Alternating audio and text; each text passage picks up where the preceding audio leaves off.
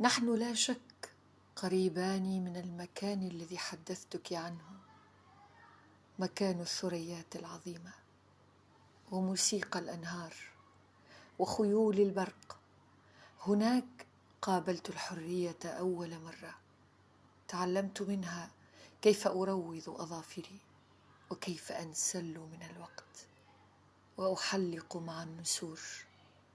تعلمت منها قراءة الغيم وإغواء القصب لأصنع نايات تنفث سحرا.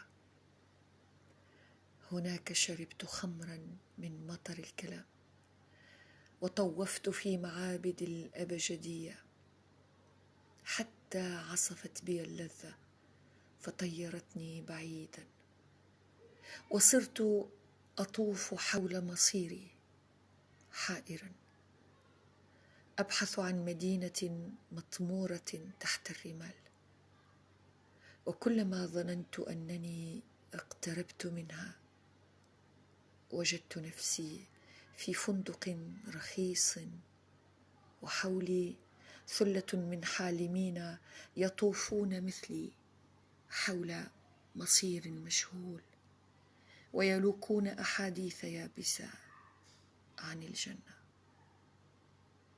الشاعر نمق سلطان.